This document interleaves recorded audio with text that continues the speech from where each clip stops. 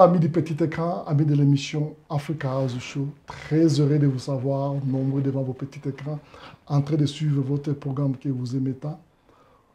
Aujourd'hui, par les trichements de notre chaîne de télévision Africa House TV, nous venons d'introduire un nouveau concept.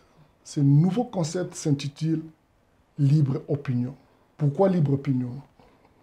Avec Libre Opinion, nous sommes dans la possibilité de recevoir toutes les personnes de différentes couches sociales de notre communauté.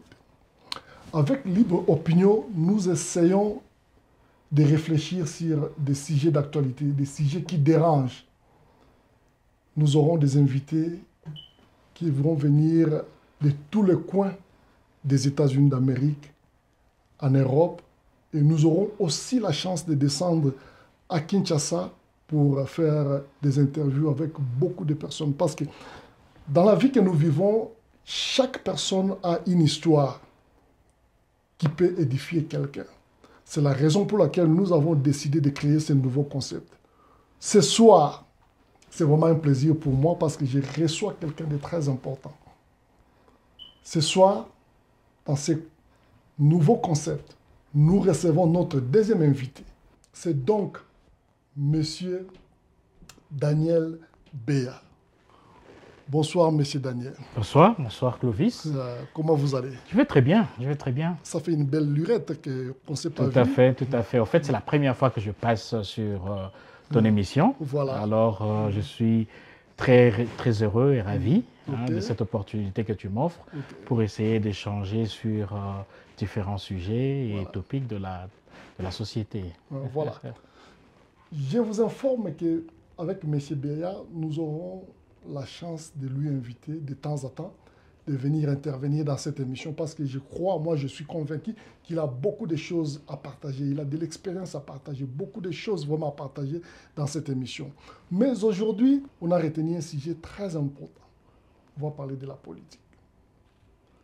Nous allons nous concentrer plus de la politique de notre pays, la République démocratique du Congo, comme il y a d'autres personnes qui appellent ça les royaumes des cieux. Vous savez que c'est le moment des élections. Il y a beaucoup à dire. Absolument.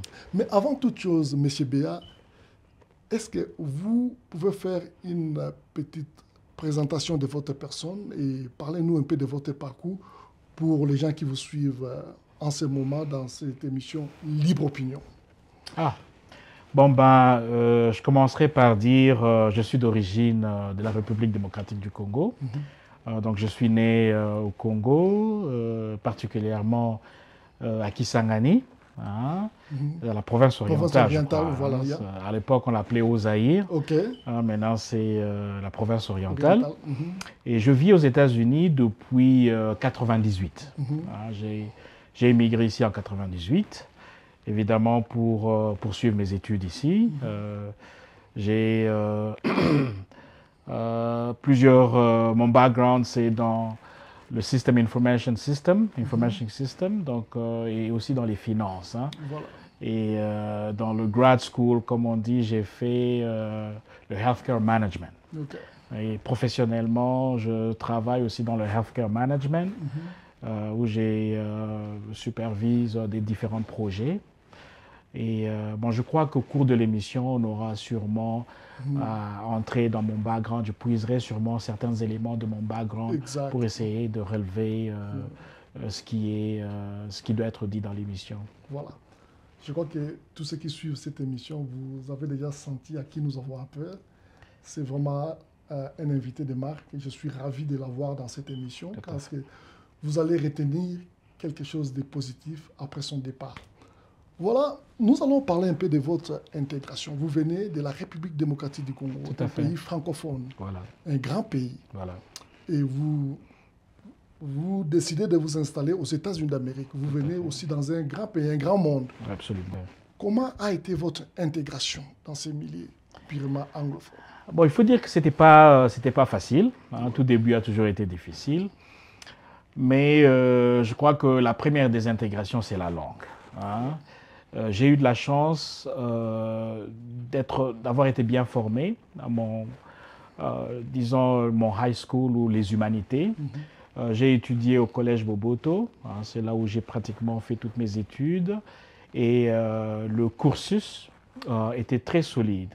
Je remercie en tout cas mes professeurs d'anglais parce que grammaticalement parlant, on était très bien assis. Mais le seul problème que nous avions effectivement, c'était la langue, être à mesure carrément de comprendre les Américains avec leur accent, leur temps. Et ça, ce n'était pas facile. Mais je pouvais bien écrire, je pouvais concevoir, bien écrire, bien lire. Grammaticalement faire des textes, ça, ce n'était pas un problème.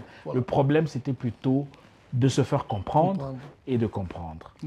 Alors, j'ai eu la chance ou l'opportunité, quelqu'un dans mon église me dira, tu sais, si tu voudrais comprendre très bien vite l'anglais, essaie de te trouver une petite amie américaine. Parce que si tu as une petite amie américaine, évidemment, tu es obligé de parler en anglais. Tu seras obligé de parler en anglais, tu seras obligé de le comprendre en anglais, les expressions et tout ça, ça irait un peu beaucoup plus rapidement. Donc, je crois que ça a été aussi un élément expéditif pour l'apprentissage de la langue. Mais j'ai eu aussi l'opportunité de commencer ma carrière dans le customer service.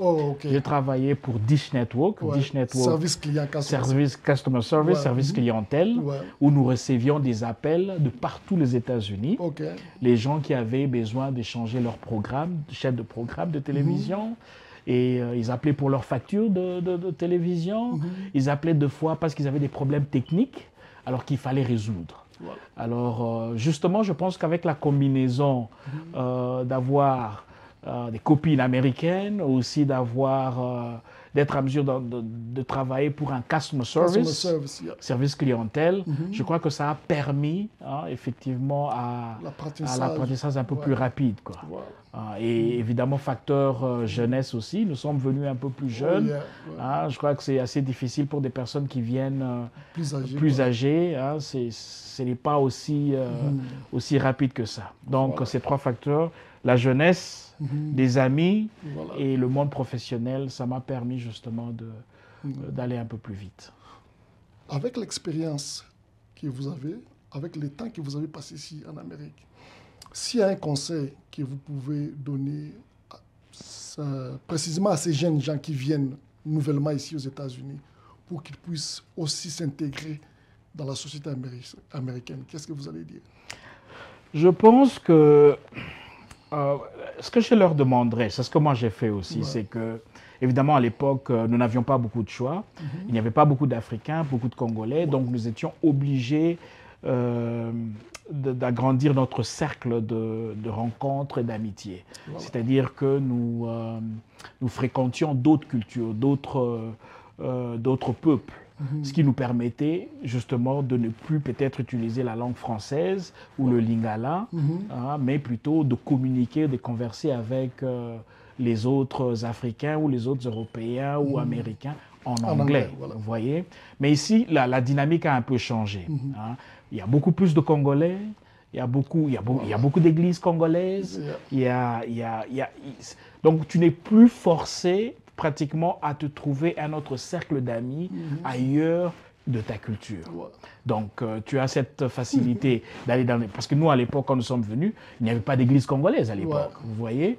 Alors, ce qui fait que nous étions obligés, par exemple, d'aller dans des églises américaines, vous voyez. Alors ici, c'est une très bonne chose. Il y a plusieurs églises congolaises, donc les gens se sentent beaucoup plus à l'aise encore une fois, de communier avec les frères venant du Congo, se trouver d'amis dans le cercle congolais, c'est encore plus facile. Mais à l'époque, je vous dis, les jeunes comme nous, pour en trouver, il fallait vraiment compter au bout du doigt. Donc si tu veux, soit tu avais l'option de t'isoler, ou alors si tu veux trouver des amis de ton âge, en ce moment-là, tu es forcé d'aller justement côtoyer les Américains et tout ça. Donc, pour revenir à ta question, je pense que l'intégration par la langue, c'est très très important. Si c'est possible d'essayer tout petit peu de te créer un monde en dehors du monde congolais, en dehors de ta communauté, c'est toujours un plus. Et évidemment, les études, hein, c'est la voie par excellence. Voilà, Monsieur Daniel, nous sommes au moment des élections au Congo. D'entrée du jeu, je vais vous demander de faire une lecture générale de ce qui se passe pour le moment au Congo. Vous savez, les défis sont majeurs. La République démocratique du Congo, de par sa superficie, elle représente toute l'Europe de l'Ouest. Donc, imaginez-vous l'Europe de l'Ouest, ici nous parlons de la France, de l'Allemagne, de l'Espagne, du Portugal. Quand je vous cite déjà ces pays-là, ça vous donne une image de la grandeur de la République démocratique du Congo. En plus de cela, les infrastructures ne sont pas aussi développées que ces pays de l'Europe de l'Ouest. Vous voyez, il est très facile de partir de la France, d'aller en Allemagne, de l'Allemagne aller en Belgique, de la Belgique aller en Hollande, et justement en prenant juste l'autoroute, vous y êtes. Mais ce n'est pas le cas justement pour un pays aussi grand que la République démocratique du Congo. Donc les défis sont majeurs, n'est-ce pas? Alors, quand je regarde tout ça, et je regarde les gens qui travaillent à la CENI, et qui doivent faire face à ce genre de défis, je ne les envie pas, pas du tout. Déjà que nous n'avons pas beaucoup de compagnies d'aviation. Ici, au moins aux États-Unis, nous avons FedEx, nous avons UPS, nous avons Southwest, nous avons Post, et nous avons beaucoup de compagnies privées et tout ça. C'est très facile de pouvoir d'aller d'un coin à un autre. Mais chez nous, ce n'est pas le cas. Donc, le défi est énorme. Alors, vraiment, ça va dépendre à nous, nous Congolais, de vouloir essayer de relever ces défis-là.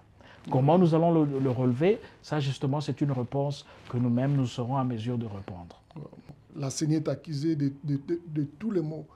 Qu'est-ce que vous pensez de toutes ces accusations-là? Je pense que c'est peut-être prématuré de pouvoir sanctionner ou juger la CENI. Vous savez, il y a une expression qui dit là où on fait les bouddhas, là, les sauces chez la charcuterie, it's really messy. Hein, quand vous prenez toutes ces viandes, vous essayez de mélanger et tout ça. Quand vous voyez comment ça se passe, ça ne donne pas envie. Dégueulasse. Vraiment, dégueulasse. Hein, ça ne donne pas envie de manger cette charcuterie-là. Mais si vous n'avez pas participé à cela et qu'on vous présente le produit fini, vraiment, vous n'avez pas cette idée-là que le processus a été aussi messy que cela. Donc, je pense que, personnellement, j'aimerais tirer les leçons après les élections. Parce qu'en ce moment-là, après les élections, nous pourrions dire, par exemple, bon, écoutez, il y a eu 10%, 20% des électeurs qui n'ont pas pu voter parce qu'ils n'avaient pas des cartes ou les cartes n'étaient pas lisibles. Ils arrivent dans ces centres d'élection. Alors, ils n'arrivent pas à être validés parce que les cartes n'étaient pas lisibles, vous voyez. Donc, moi, je dirige beaucoup de projets. Alors, je peux compatir avec la CENI parce que ce processus-là, comme je l'ai dit, ce n'est pas évident. Les infrastructures ne sont pas présentes. Nous avons des défis énormes en termes d'électricité, en termes de carburant, en termes de déplacement, en termes technologiques aussi. Donc, j'aimerais plutôt revenir après les élections. Ensemble, on a des données et on peut dire, voilà, sur base des données que nous avons, c'était vraiment un fiasco. Ou alors, ils ont pu répondre aux besoins, à nos attentes, ou carrément, en tout cas, ils ont fait un travail très excellent. Mais je peux comprendre de manière politique, hein, déjà, il y avait eu beaucoup de contestations au niveau politique. Je crois que c'est de bonnes guerres. Hein, donc, tous les coups sont permis, si vous voulez. Mais si vous demandez mon avis, par exemple, la manière dont la CENI est organisée, ce n'est pas réaliste. Vous voyez un peu ici comment aux États-Unis les choses se font, n'est-ce pas? Très, très différent. Chaque État a sa propre CENI. Vous voyez, donc on pourra peut-être en parler. Et c'est beaucoup plus décentralisé et c'est plus facile à avoir des résultats beaucoup plus rapides, fiables et avoir un service de qualité, quoi. Parlons un peu de la mainmise des Occidentaux dans la politique congolaise en général, et puis en particulier leur mainmise au déroulement des élections dans notre pays, particulièrement l'Union européenne. Est-ce que vous pensez que ça, c'est une autre façon de coloniser le Congo, ou bien c'est vraiment la bonne foi qu'ils ont pour aider le Congo d'avoir des élections fiables et puis crédibles? Qu'est-ce que vous pensez? Bon, vous savez, il y a beaucoup de spéculations. Quand on parle des Occidentaux, je crois qu'il faudrait que nous soyons clairs sur certains termes. Évidemment, il y a la politique qui joue son jeu là-dedans. Au lieu de parler des Occidentaux en général, peut-être parlons des lobbyistes. Ils ont beaucoup de lobbyistes. Ces lobbyistes qui ont un centre d'intérêt, un intérêt particulier pour le Congo, et ces lobbyistes-là essaient justement d'influencer d'une manière ou d'une autre la politique européenne sur les pays africains, n'est-ce pas? Donc il y a toujours cette mainmise-là des businessmen qui essayent d'avoir une main, un contrôle sur nos pays africains. Mais je crois que c'est des bonnes guerres aussi. C'est des bonnes guerres parce que voilà, ils ont leur poulain et ils essayent justement d'une manière ou d'une autre de mettre leur poulain à la tête du pays. Donc maintenant, tout dépend maintenant de nous, Congolais, ce que nous voulons. N'est-ce pas? Cela vraiment dépend de nous, Congolais, ce que nous voulons, comment nous voulons orienter notre pays, qu'est-ce que nous voulons faire de notre pays, et ainsi de suite. Arriver à les détecter, à savoir voilà, quels sont ces intérêts que ces personnes-là ont sur les nôtres, comment déjouer ces intérêts-là, et comment placer les nôtres à la tête du pays pour nos propres intérêts, quoi. Ces derniers temps, je suis en train de penser, de réfléchir un peu, de voir les hommes politiques congolais. C'est comme des monstres avec multiples têtes. Donc, ils peuvent changer d'un moment à un autre. Tout à fait. Ils sont vraiment imprévisibles. Absolument. Voyons un peu ce qui se passe actuellement avec des coalitions au niveau de l'opposition. Vous pensez que ces coalitions-là sont sincères ou bien il y a un autre élément lié derrière ces coalitions purement, je dirais, avec une motivation pécuniaire? Qu'est-ce que vous pensez? Oh, absolument. On dit souvent, en politique, il n'y a pas que des amis, il y a surtout des intérêts, n'est-ce pas? Ce n'est pas à cause des beaux yeux des uns et des autres qu'ils sont en coalition. Je crois que chacun essaie de tirer la couverture de son côté, voilà. N'est-ce pas? Il y a peut-être des choses que on ne saurait le dire ici avec des évidences, mais croyez-moi, il y a des intérêts cachés. Je vais vous faire une lecture que j'ai, évidemment, elle n'est basée sur rien, mais sur plutôt plusieurs réflexions. Je pense que, par exemple, que ces Occidentaux dont nous parlions pensaient que Katumbi ne serait pas éligible, ou plutôt Katumbi serait écarté du processus électoral. Voilà. Alors, ce qu'ils avaient fait, justement, il fallait avoir un pneu de réchange, n'est-ce pas? Alors, je pense que Mukwege était cette pièce de rechange, ou bien un backup, comme vous le dites, n'est-ce pas? Alors, il se fait que tous les participants ou tous ceux qui se sont portés candidats, tous ont été clear, comme on dit en anglais, ont été éligibles. Maintenant, on les a confondus. On les a confondus, tout à fait. Ce qui fait que maintenant, les Européens se retrouvent avec deux candidats. Maintenant, qu'est-ce que nous faisons? Voilà maintenant le pauvre Mukwege, docteur Mukwege, qui se retrouve pratiquement sur le banc de touche, ne sait quoi faire, abandonné, vous voyez. Et même dans nos groupes, j'appartiens dans plusieurs groupes WhatsApp avec des groupes d'amis, ce qui se passe, c'est que les amis qui étaient en train de supporter Mukwege ne le font même plus. Hein, mais non, ils ne font que soutenir Moïse parce que Moïse, justement, a un peu le vent en poupe. Donc, c'est ça. Et comme vous le disiez, là, en 2018, nous avions Fayoulou, hein, qui était vraiment, comment on dit, à la tête. Voilà. Allez, voilà, vérité des urnes et tout le reste. Mais aujourd'hui, on ne parle ni de Katumbi, on ne parle pas de Mukwege, mais maintenant, on ne parle que de Moïse Katumbi. Alors, en ce moment-là, si nous étions basés sur des idéaux fortes, qu'en est-il de qu'est-ce qui a changé avec Fayoulou? Ouais. Hein, qu'est-ce qui a changé avec le docteur Mukwege? Ouais. Mais maintenant, nous tous, enfin pas nous tous, mais là, l'opposition, voilà, l'opposition maintenant ne mise que sur Katumbi. Ouais. Vous pensez que ça, c'est l'immaturité des politiciens congolais ou bien ils viennent en politique avec un objectif, c'est de se faire de l'argent? Vous savez, il est difficile de faire la politique tout en étant pauvre. Ouais. Vous voyez? Il est difficile de faire la politique tout en étant pauvre.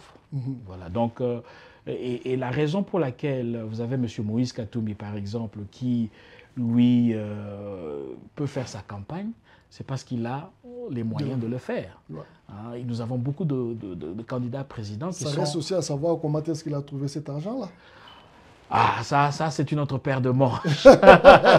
Ça, c'est une autre paire de manches. Comment il arrive justement à acheter tout le monde. Voilà. Ça, c'est une autre paire de manches. Bon, j'espère que la justice de notre pays pourra s'y pencher peut-être un jour, sans acharnement, hein, bien évidemment, mais essayer de voir comment ce monsieur qui était vendeur de poissons a pu arriver à s'amasser autant d'argent. Ce qui est par exemple dommage ici aux États-Unis, tu dois justifier tes revenus. Quoi, tu dois justifier tes revenus. Tu dois, avec l'ARS, évidemment, il y a Trump qui a refusé cet exercice-là. Il a des problèmes, c'est voilà, il a des problèmes. Mais je crois qu'à un moment donné, il faudrait que les biens de tous les candidats soient connus au préalable. Non seulement de tous les candidats, mais de toute personne qui veut gérer les biens publics. Absolument, absolument, tout à fait. Oui, je crois que c'est impératif qu'on arrive à ce niveau-là, hein, que les gens présentent leurs biens, leurs revenus. Comme ça, à la fin, justement, on peut aussi évaluer, voilà, est-ce qu'ils ont amassé cet argent-là de manière illicite ou bien comment ça s'est passé, quoi.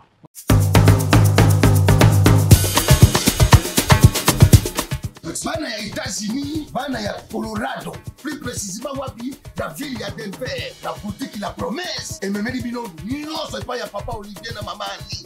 Ngana eko somba pondu na biso ya Afrique, et puis na sombi pe bitekuteku, donc eza na goût makasi neti euti mboka na biso. En tout cas, na bengisi bino boya na La Promesse, awa na Denver, Colorado. Merci. Mika ezali, tondolo ezali.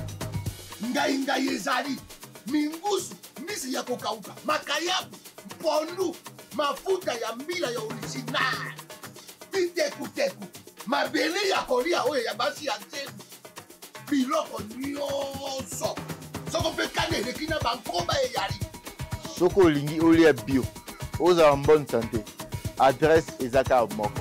Chez Mamani na papa Olivier na Aurora. Biso ban sotoyebi esika oyo. Ba store eza nango ebele.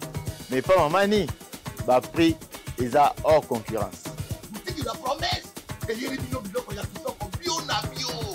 Pour que ne pas y mosuke, mon boutique La Promesse na kati ya Colorado, plus précisément wapi la ville ya Denver.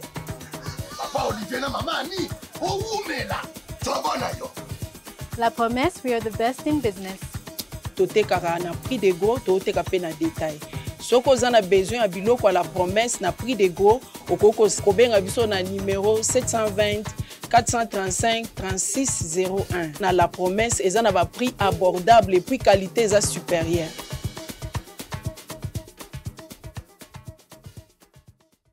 Il y a un aspect aussi, j'ai trouvé que c'est aussi important, le nombre de candidats au niveau des députations nationales. On a besoin de 500 députés au finish. Mais nous avons plus de 45 000 candidats. Qu'est-ce que vous pensez à tout cela? C'est quoi ces problèmes? Est-ce que comme Bolingo Congo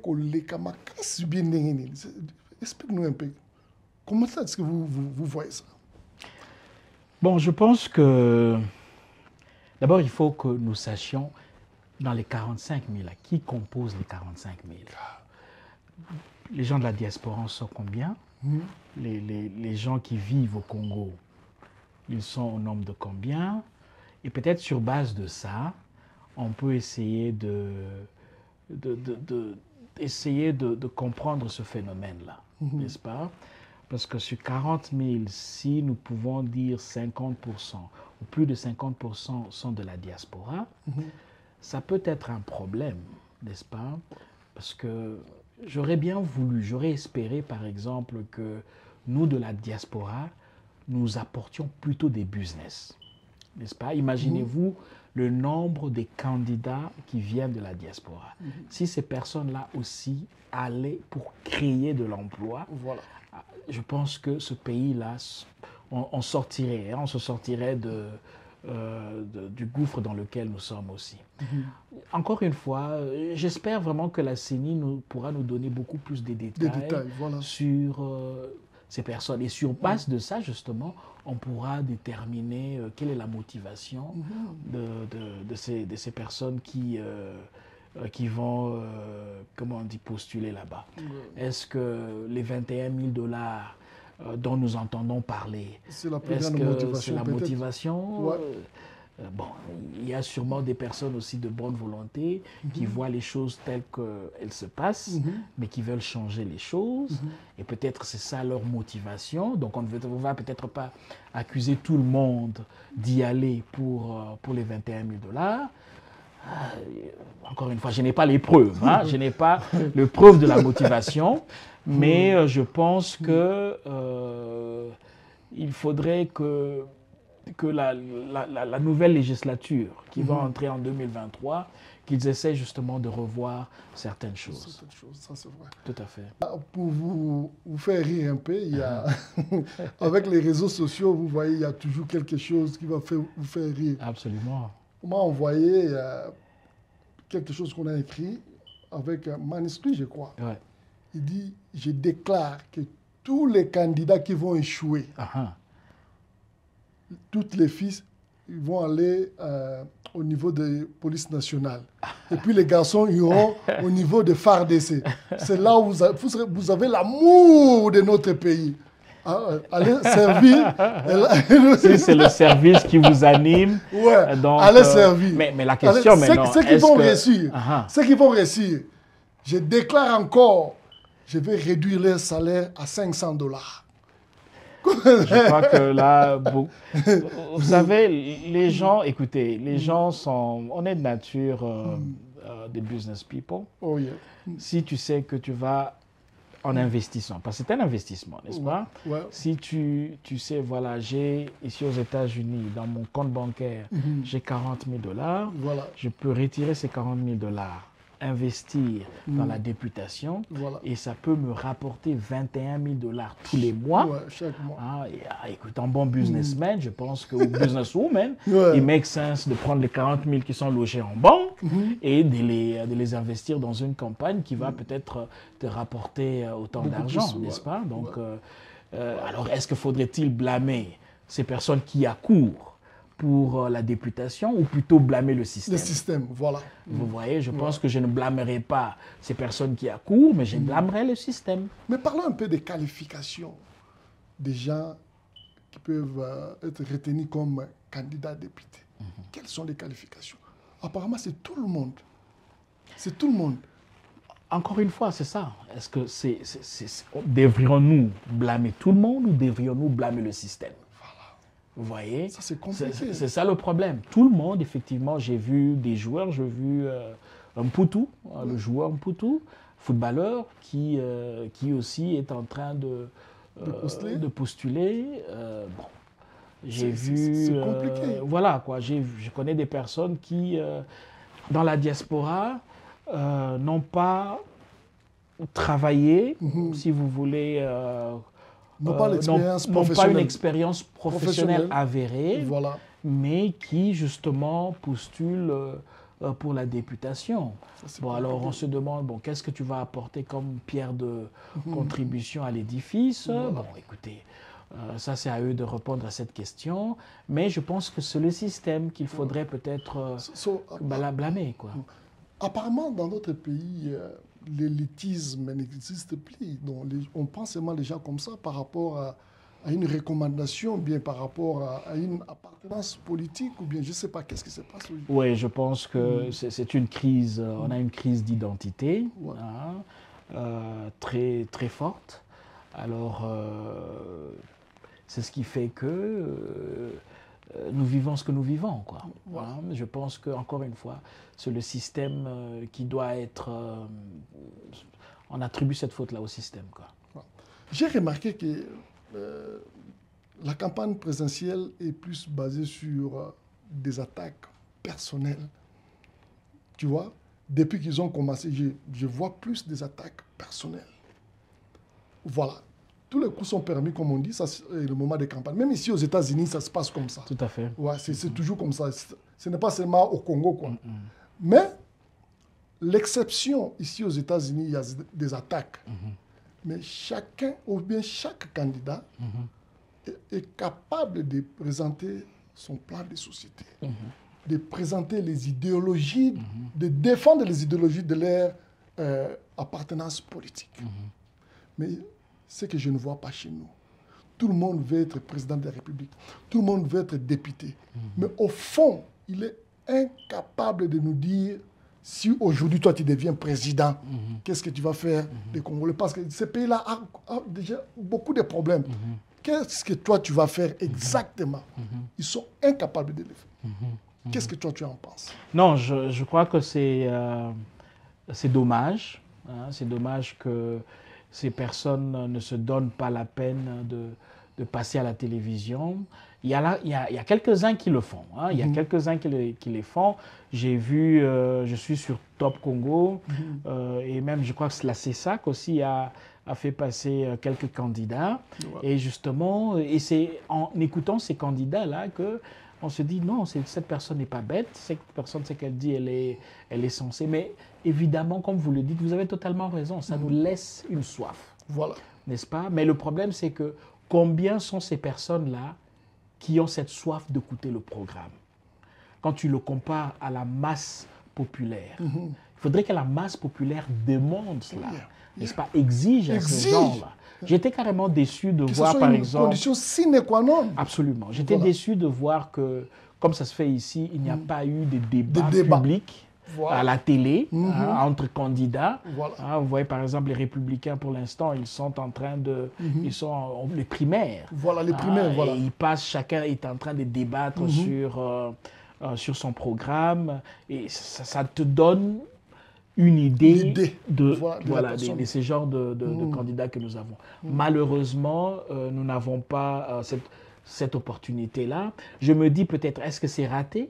Parce qu'avec le fait qu'il y a eu ralliement, donc on peut par exemple dire voilà, que les deux derniers candidats à la présidence, peut-être à eux de débattre. Vous voyez, ou les 3 derniers ou les 4 derniers. Parce que je crois que l'excuse qui était donnée, c'est qu'on ne pouvait pas prendre tous les 26 candidats et le mettre sur le plateau de télé. Et on va faire quand même les préliminaires, comme ça on reste avec un nombre réduit. Je pense que nous y sommes. 10 personnes. Je pense que nous y sommes, parce que si Sesanga a rejoint Moïse, nous avons Fayoul, ou plutôt Matata qui a rejoint Moïse. Ces deux-là, par exemple, et Seth Kikouni, par exemple, ces 3-là n'ont pas besoin d'être sur le podium ou le plateau pour essayer de débattre. Et puis l'autre là encore, c'est qui encore son nom? Franck Diom aussi. Franck Diom aussi qui a rallié justement Moïse. Alors ces personnes-là, on n'a pas besoin de les entendre parce que justement il y a un programme commun que Moïse est en train de porter, n'est-ce pas? Alors là nous avons quelques-uns qui restent. Alors je pense qu'il y a lieu qu'on ait débat. C'est très important pour que nous comprenions le programme des uns et des autres. Vous voyez? À la ligne où vont les choses, vous pensez que il y aura d'autres candidats qui vont désister en faveur de Félix Tshisekedi? Oui, oui, je suivais Top Congo avant-hier, je crois. Je m'excuse de citer une autre chaîne de télévision. Il n'y a pas de souci, il n'y a pas de souci. Vous êtes concurrent, mais qui disait que voilà, parce qu'il y a maintenant deux tendances qui se dégagent. Voilà. Il y a ceux qui supportent Moïse Katumbi, et il y en a d'autres qui supportent la candidature du président Félix. Alors, je pense que Noël Tchiani voulait justement initier quelque chose de ce genre, disant que voilà, pour ceux qui supportent la candidature du président Félix, que justement il s'est rallié comme ça. Nous avons seulement deux contenders, et voilà quoi. Et en ce moment-là, on peut exiger, leur demander à ce qu'il y ait débat. Ouais. Si je suis élu président de la République, je vais finir la guerre dans 6 mois. Ça, ce sont les paroles de Moïse Katumbi. Tout à fait. Vous trouvez ça, c'est osé, ou bien vous pensez que c'est faisable, avec tout ce que nous connaissons comme problème à l'est du Congo? Bon, s'il le dit, je pense qu'il en a les moyens, peut-être. Et le problème, je pense que c'est de connaître la source de cette guerre. Voilà. N'est-ce pas? D'où nous vient cette guerre? Qui finance le M23? Voilà. N'est-ce pas? Voilà. Alors, s'il a de bons rapports avec les financiers, ceux qui sponsorisent les M23, peut-être justement il peut arriver à négocier directement avec ces gens-là et à faire taire les armes. Donc c'est une possibilité, n'est-ce pas? Parce que, encore une fois, mais c'est vraiment à lui de répondre à cette question. Comment il va y arriver? Voilà. Parce que je pense que la MONUSCO, par le biais de Gutiérrez, le secrétaire général, avait dit que les M23... Ils ont des armes sophistiquées. Très sophistiquées. Ils ont un budget d'1 milliard de dollars par an. Mais ça vient d'où, cet argent-là? Non, enfin, j'ai dit que l'ONU a un budget de 1 milliard de dollars avec un contingent de, je ne sais pas moi, de combien de personnes. Ils n'arrivent pas à terminer cette guerre-là. Et ils y sont, ça va faire près de 20 ans qu'ils sont en République démocratique du Congo. C'est la plus grande mission de UN qui puisse exister. Dans le monde, effectivement, mais il n'y arrive pas. Mais Katumbi vous dit qu'en 6 mois, lui peut y arriver. Donc nous devons, je pense, se poser une question. Comment l'ONU n'a pas pu arriver, mais lui va y arriver? Il y a d'autres déclarations, vous ne pouvez pas laisser ça passer comme ça.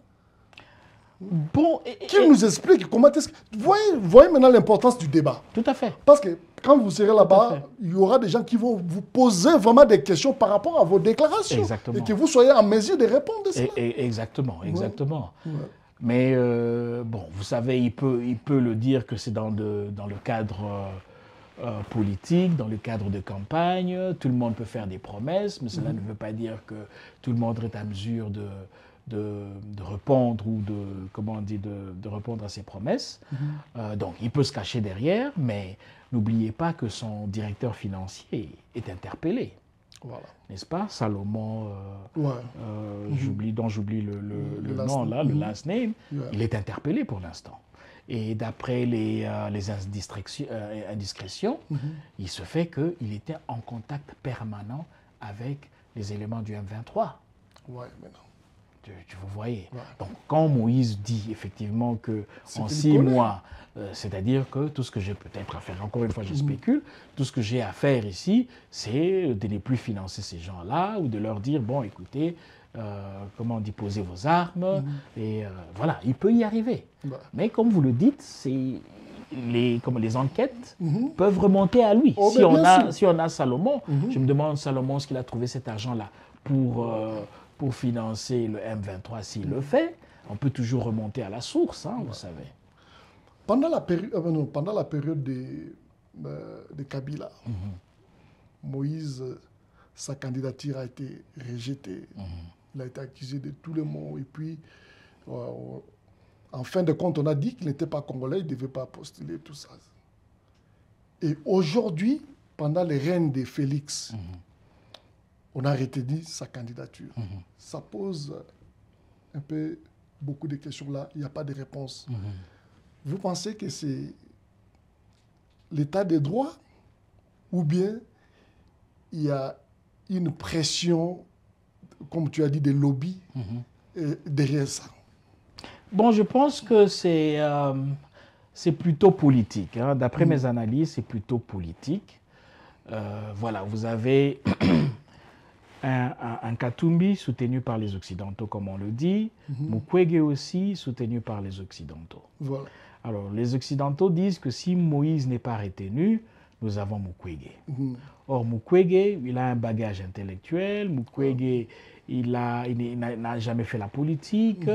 Bon, quand vous regardez les deux, qui est plus crédible dans la scène politique, n'est-ce pas? Qui sera, c'est-à-dire les Congolais seront beaucoup plus peut-être inclinés à prendre ou à adopter la candidature de Mukwege par rapport à celle de Moïse. Vous voyez, alors, encore une fois, je spécule. Hein? Donc, bon, je pense que ce qu'ils se disent, bon, on va laisser ces deux-là passer. Alors, on laisse les deux-là passer, mais il se fait que le docteur Mukwege n'a pas autant d'argent que Moïse Katumbi. Comment on appelle, les Occidentaux disent, voilà, vous savez ce qu'on va faire, comme Moïse est passé. Nous pensions que Moïse ne serait pas passé. Alors, dans ce cas-là, rallie-toi à Moïse et tout ça. Bon, il y a l'ego aussi qui joue. Mukwege qui se dit, bon, écoute, l'autre là, il n'a pas un bagage intellectuel comme le mien, il n'a pas cette crédibilité-là comme le mien, ainsi de suite. Pourquoi moi me rallier à lui? Je préfère peut-être lui se rallier à moi. Voilà. Moïse aussi, il y prend goût, il a tout un appareil derrière lui qui justement le pousse à y aller, parce que chacun veut avoir la part du gâteau. Hein, donc finalement, souvent les chefs sont prisonniers de leur entourage. Vous voyez, alors je me dis que bon, Moïse, prisonnier de son entourage, il dit bon, je veux carrément y aller. Et ça crée justement cette division au sein de l'opposition. Donc, il y a plus un calcul politique derrière, de la part du pouvoir et aussi de la part de l'opposition. Le pouvoir dit qu'est-ce que nous faisons? Il dit voilà, on va les laisser tous ensemble. Et puis ils sont autant 26, sûrement ils vont s'entrer dedans, ils seront divisés. Comme on dit, un royaume divisé ne peut pas subsister. Le président Fachi, il vient de l'opposition. Il sait comment ces gens pensent, n'est-ce pas? Il dit voilà, on va les laisser s'entrer dedans. Nous, dans l'entretemps, on fait ce que nous devons faire, et il a réussi le coup. Ce qui est une bonne chose quand même. Pour lui, en tout cas, pour le pouvoir et ses partisans, c'est une très très bonne chose. En venant ici, un ami m'a envoyé un rapport de la Carter, les observateurs Carter, de Jimmy Carter, et qui disent que le pronostic, c'est 79% pour Fachi, et deuxième, c'est 10% pour Fayoulou. Bon, enfin, je ne sais pas, ce sont des sondages et tout ça, mais bon. C'est seulement question de voir. Il n'y a pas photo sur le passeport. Donc, tu peux même, on ne peut pas triquer. Il y a d'autres choses. Parce que le problème, c'est quoi? Le président Félix présente un bilan. Tout à fait. Il présente un bilan. Il a quelque chose dans ses mains. C'est comme si toi, tu te bats avec quelqu'un qui a une arme. Toi, tu n'as rien. Voilà. Est-ce que vous comprenez un peu absolument, ça? Absolument. Que ce bilan-là soit mitigé ou pas, mais c'est un bilan. C'est un bilan, ouais. Donc, il a quand même quelque chose à dire. C'est comme on dit... vous n'avez rien. C'est comme on dit, tu préfères un démon que tu connais qu'un ange que tu ne connais pas. Ça va. Vois, donc, tu connais ses défauts, tu connais tout ça. Faudrait-il le mettre à la porte pour amener quelqu'un de nouveau qu'on ne connaît pas, avoir ce perpétuel recommencement. Alors, c'est justement aux gens de décider ce qu'ils veulent, quoi. Voilà. Monsieur Daniel, je crois qu'on arrive petit à petit vers la fin de cette émission, mais il y a quand même d'autres choses qu'on va essayer d'aborder avant d'arriver à la fin vraiment de cette émission. Vous pouvez utiliser 2 adjectifs pour qualifier les politiciens congolais. Qu'est-ce que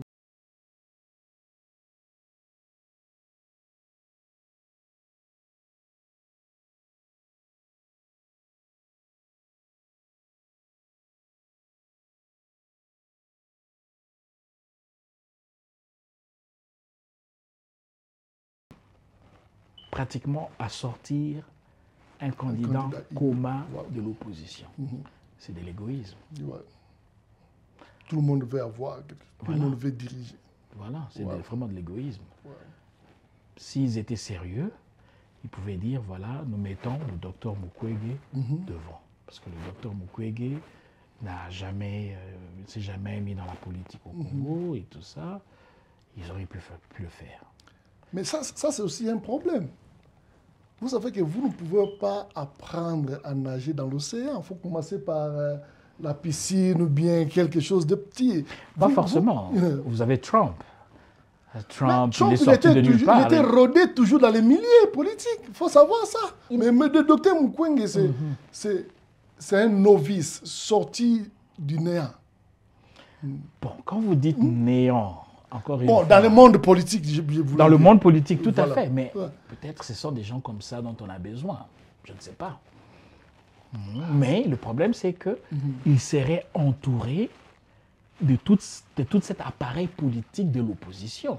Il y a Ensemble, il y a Fayoulou et tout le reste qui, justement, l'aiderait à pouvoir peut-être nager et arriver. Je ne dis pas que ça aurait été facile, ça je ne le dis pas. Parce que il faut dire que l'Union sacrée, c'est un monstre en soi. Il est très verrouillé. Mais bien sûr. Bien sûr. En tout cas, je vous dis que le président Félix Tshisekedi, je ne sais pas comment il est arrivé, mais il a verrouillé le système politique. Quand vous prenez un monsieur comme Jean-Pierre Bemba, qu'il a su convaincre, quand vous prenez un monsieur comme, comment on appelle, le type ici du sud Kivu, c'est qui? Lukwebo, Bahati Lukwebo, lui il est du Nord Kivu, mais quand vous prenez Kamere, voilà, quand vous prenez Kamere, même le premier ministre aussi. Sama n'est pas, il n'est pas très. Mais il a quand même, il a fait des plans. Vous avez vu. C'est vrai ça. Mais bien sûr. Mais il n'a pas. Est-ce qu'il a vraiment un poids au Katanga? Sama Lukonde, je ne pense pas. J'espère qu'il est en train de se constituer en étant Premier ministre. Ce qui m'a surpris un peu, l'égard aussi, il est un peu controversial, je ne sais pas. En tout cas, il n'est pas charismatique. Moi, je parlais plus de qui? Baba Kyungu. Kyungu, voilà. Du coup, il a changé de côté. Vous n'avez pas l'idée. Oui, vous savez, Baba Kyungu était un des fondateurs de l'UDPS. Ouais. Vous voyez? Donc ça, c'est déjà un acquis. Donc, bien qu'il y avait de crocs en jambes et tout ça, c'était des amis. Lui et le papa Étienne Tshisekedi, c'était des amis. Ça, c'est de un. De deux, dans sa conscience aussi, il a peut-être, avec cette histoire-là des Balouba et tout le reste, je me dis, bon, vieillissant et tout ça, il a voulu essayer de se laver sa conscience aussi. Donc, ce sont ces éléments-là qui ont fait sûrement que, voilà, à la fin, il s'est rallié carrément à la cause de Fachi. Voilà ce que je me dis. Voilà, Monsieur Daniel. Tout à fait. Une question osée. Oh là là. Parmi ces candidats, vous avez quand même une préférence. Quelle est votre préférence? Je dirais, je ne dirais pas ma préférence, mais je dirais le moindre mal pour l'instant, c'est Fachi. Parce que si je regarde le parcours, après Kabila, ça nous a pris 5 ans. Nous avions eu 2 ans de perdu parce qu'il fallait déboulonner le système Kabila. Donc on a perdu ces 2 ans parce qu'il y avait une cohabitation avec une année de Covid. Voilà, il y avait une année de Covid et tout le reste. Donc il a vraiment bénéficié pleinement de son mandat les 2-3 dernières années. N'est-ce pas? Alors, admettons que nous ayons une autre personne à la tête, nous allons retomber à ce que nous avions eu avec Kabila. C'est-à-dire, parce que pour l'instant, c'est l'Union sacrée qui est majoritaire, les autres n'ont pas une majorité, ils viendraient, on parlerait encore d'un système de cohabitation. Exactement.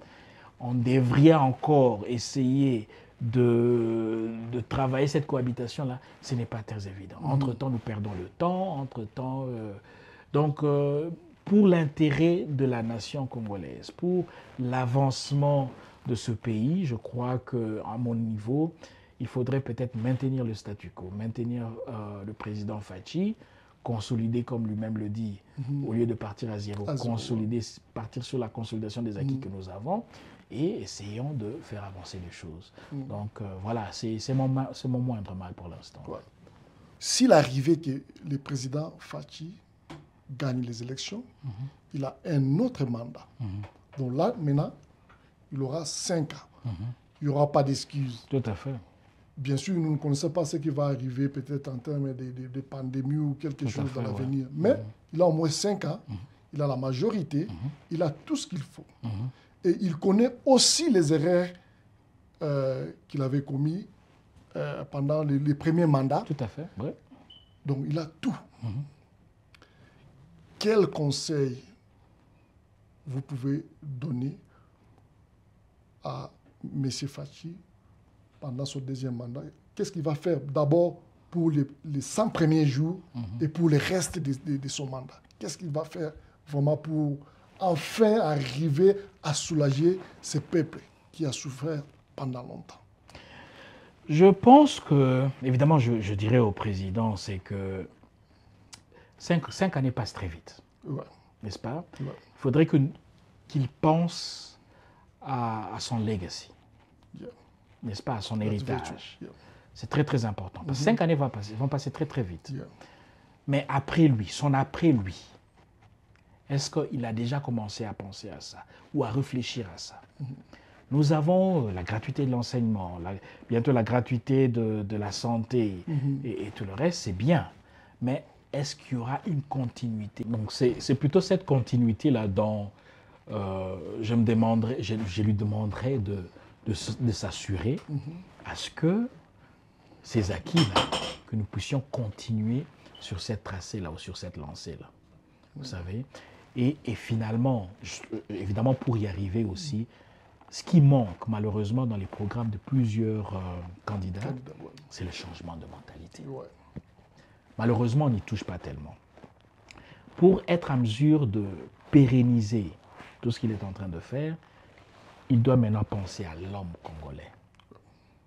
Le changement de mentalité. Nous avons parlé ici de ce système, du système, n'est-ce pas, où il y a 500 candidats. Pour 500 candidats, il y a 40 000 personnes qui appliquent et tout ça. Et on doit avoir des réformes d'institutions. Est-ce qu'on a vraiment besoin d'avoir un Sénat? Est-ce qu'on a vraiment besoin d'avoir des assemblées provinciales? Tu vois, est-ce qu'on a vraiment... Tout ça, il doit vraiment essayer de poser le fondement après lui. La grandeur du gouvernement aussi. Tout à fait. Combien de ministres? Exactement. Combien de conseillers? Combien de conseillers? Tout ça doit être redesign, tout ça doit être refait, repensé, s'il vous plaît.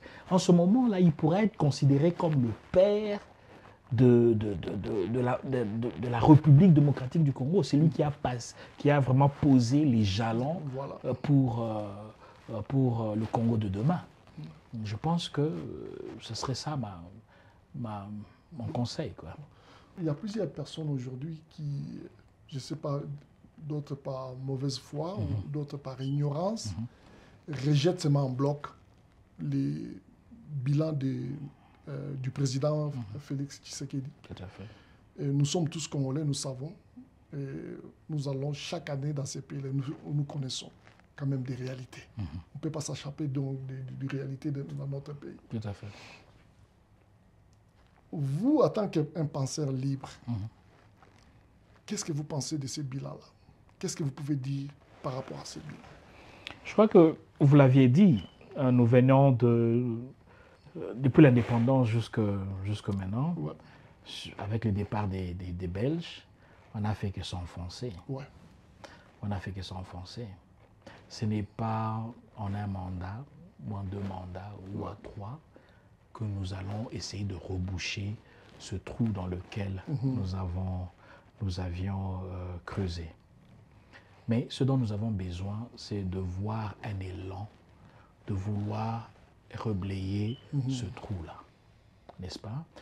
Et c'est le crédit que moi je donne au président Fachi, c'est ce désir-là de vouloir reblayer, de vouloir combler le trou si béant qu'il est, pour que finalement nous puissions essayer de voir la lumière du jour, n'est-ce pas?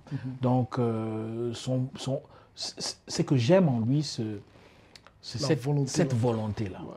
Malheureusement, il ne travaille pas seul. Il y a son entourage, il y a tout cet entourage-là qui ne lui ont pas rendu un bon service. Donc, c'est ce que je disais. Qui ne lui ont pas rendu un bon service. S'il a la chance d'avoir le deuxième mandat, il doit revoir tout cela. Parce qu'il n'y aura pas d'excuses. Tout à fait, il n'y aura pas d'excuses, effectivement. Il n'y aura pas d'excuses. Il n'y aura pas d'excuses. Donc, c'est pour ça que je parle de changement de mentalité. Voilà. Parce qu'il peut enlever toutes ces personnes-là et remettre d'autres. Et ces personnes-là vont dire, vous savez quoi, on n'a plus que 5 ans. Qu'est-ce qu'il faut faire? Il faut se mettre le plein les poches. Carpe diem, comme on dit en latin. Profitons des moments présents. Voilà, profitons de ça. Donc, c'est juste un problème de conscience de l'homme congolais, essayer de... Il doit mettre les systèmes en place. Que ce soit un peu dur, quoi. Voilà. En quelque sorte, il est un peu soft. Un peu réconciliant. Voilà. Évidemment, je suis curieux de voir comment son deuxième mandat, comment il va se comporter. Voilà. Parce que le premier mandat, encore il est nouveau dans la fonction, il doit être conciliant à gauche, à droite, il ne sait pas qui croire, à qui avoir confiance, à qui se vouer, comme vous le dites. Vous savez, donc, est-ce que je dois trust Kamere? Est-ce que vraiment Jean-Pierre Bemba, il est digne de confiance? Est-ce que tel est... Un peu de balance. Voilà, tu vois un peu ça. Maintenant, je pense qu'il connaît tout le monde. Vous voyez, il connaît la fonction, il est confortable sur ça. Voilà. C'est pour cela que c'est impératif pour nous, Congolais, de l'élire. Vous voyez, parce que vous ne voulez pas qu'une autre personne vienne, se retrouve dans la même position, vous voyez. Oui, voilà, admettons un Moïse Katumbi, bon, il ne sait pas qui croire, qui... Déjà, il y a un problème de communication. Voilà, et très sérieux. Voilà. Donc, c'est assez difficile. Je pense que pour l'intérêt de la nation, il serait mieux de lui donner une deuxième chance et voir comment nous allons avancer avec lui. Avant de vous libérer, je vous rappelle que M. Daniel Beya était aussi le président des Congolais, de la communauté congolaise ici au Colorado. Voilà. Je vous pose maintenant une question liée à la diaspora congolaise. Tout à fait. C'est pour la toute première fois que, depuis le Congo et Congo, que les Congolais de l'étranger vont voter, vont élire leur président. Vous étiez jadis le président des Congolais, de la communauté congolaise ici au Colorado. Tout à fait. Est-ce que vous avez quand même une idée comment ça va se passer pour les Congolais de l'étranger qui vont voter? Est-ce que vous avez une idée, une fuite d'informations par rapport à cela? Et si vous avez une idée, vous avez aussi une proposition pour les gens qui vont vraiment voter leur président ici à la diaspora, précisément ici aux États-Unis. Je vais vous faire une révélation qui peut-être ne va pas vous plaire. Pour tous les États-Unis, on a uniquement enregistré 388 électeurs. C'est vrai ça? Seulement, ouais. Voilà. Donc, je pense que ça a été, pour cette première, ce n'était que symbolique. Donc, je crois que la France, on a eu 5000 électeurs. Ils ont enregistré 5000 électeurs en France. Et en Afrique du Sud, si je ne me trompe pas bien, c'est 3000. Je crois qu'on était au niveau de 3000. Mais pour les grands, les États-Unis, 388 électeurs seulement. Pourquoi les gens sont réticents, méfiants et puis sceptiques ou quoi? Non, les États-Unis, c'est un grand pays. Je crois que la CENI a mal procédé parce que quand elle est venue aux États-Unis, elle s'est limitée à Washington. DC. Vous voyez? Or, c'est un grand pays. Ça, c'est un autre problème aussi. Voilà, exactement. Donc, pour avoir des électeurs qui quittent le Colorado, aller s'enregistrer seulement à Washington, D.C., il faut payer un billet aller-retour, et le billet n'est pas moins de $400. Donc, vous voyez que... Et en plus de ça, ces personnes-là devront retourner là-bas le 20 décembre pour voter. Et nous sommes en hiver, nous sommes dans les périodes des fêtes. Donc, vous voyez que ce n'est pas évident. Prochainement, je pense que c'est une première. Prochainement, je pense que ce qu'ils devraient faire, c'est plutôt, comment on appelle, aller, si pas dans tous les États, mais au moins qu'il y ait des régions, ou peut-être même travailler avec les communautés congolaises, par exemple. Justement, c'est la raison pour laquelle je vous ai posé cette question, parce que je sais que vous êtes la personne mieux placée. Vous pouvez aussi aider CENI par rapport à votre compétence, par rapport à ce que vous connaissez. Voilà. Bon, ben, on verra peut-être prochainement en 2028 s'il y a moyen de les contacter et de voir comment on peut essayer d'organiser ça. Mais je crois que ça a été un fiasco cette année, cette année électorale. Vous vous rendez compte, 388 électeurs seulement. Combien de voix que ces gens-là vont perdre ici? Ah oui, il y en a beaucoup. On a beaucoup de Congolais ici. Beaucoup de Congolais. Déjà au Colorado, on est sûrement plus de 5000 peut-être par là. Quand on parle Caroline du Nord, on parle Texas. Exactement. Nos bases. Tout à fait. Mais ça, c'est vraiment compliqué. Ils auraient peut-être alors même déplacé ça à Dallas. Voilà. Parce que Dallas, il fait chaud, et en hiver, les gens se seraient déplacés. Mais ils l'ont fait à l'ambassade. C'est pour ça qu'ils ont voulu que ça se passe à l'ambassade. Et je n'ai jamais été à cette ambassade-là, mais apparemment, il y a beaucoup de problèmes de logistique aussi, l'emplacement, le parking et tout le reste. Donc, ce n'est pas très évident. Donc, voilà quoi. Voilà, M. Daniel, je crois que pour les gens qui étaient sceptiques, qui doutaient encore, il y aura élection, il n'y aura pas élection, il y aura élection. Finalement, nous sommes peut-être à une semaine de ces élections-là. Qu'est-ce que vous pouvez leur dire, enfin? Bon, particulièrement à ceux qui peuvent voter, qui peuvent encore voter, je pense que c'est une opportunité. Nous avions toujours voulu avoir des élections en République démocratique du Congo. Et voilà que cette opportunité nous est offerte. Il ne faudrait pas la louper. Donc, il faudrait vraiment se saisir de cette opportunité. Et maintenant, c'est trop tard d'appeler les électeurs, mais si vous êtes un électeur, vous avez votre carte d'électeur, allez-y. Il faut aller voter, aller vous exprimer aux voix d'usure et donner votre chance à votre candidat. Voilà, peut-être un dernier message pour vous libérer complètement à la fin de cette émission. Un dernier message. Non, je te remercie personnellement, Clovis. Je suis dans un super moderne plateau. Merci beaucoup. Je ne m'y attendais pas. Le travail est impeccable. Je me rappelle quand tu as commencé, c'était très très modeste. Mais maintenant, là, nous sommes évidemment dans un studio très très moderne. J'espère que le son, la qualité du son, des images va impressionner nos téléspectateurs. Donc, encore une fois, je vous remercie infiniment et courage pour la suite. En tout cas, merci beaucoup. Voilà, amis du Petit Écran, amis de l'émission Africa House, amis de libre opinion, je crois que tout est bien, qui finit bien. Je vous informe, je vous rappelle que nous avons reçu sur ce plateau de libre opinion, M. Daniel Beya. Avec lui, nous avons essayé de réfléchir sur un sujet d'actualité qui est la politique au Congo. Je crois que vous avez aimé. Si vous avez aimé, il faut faire des commentaires. Si vous voulez qu'il revienne encore une deuxième fois, donc il faut nous dire, comme ça nous allons lui inviter. Mais je vous informe déjà qu'il sera là de temps en temps pour analyser, pour réfléchir sur beaucoup de sujets de la vie, beaucoup de sujets d'actualité. Donc il sera comme notre analyste dans plusieurs sujets d'actualité. Quant à moi, je vous retrouve très prochainement. Je remercie notre réalisateur Nathan Moukouboua. Merci pour la réalisation d'aujourd'hui.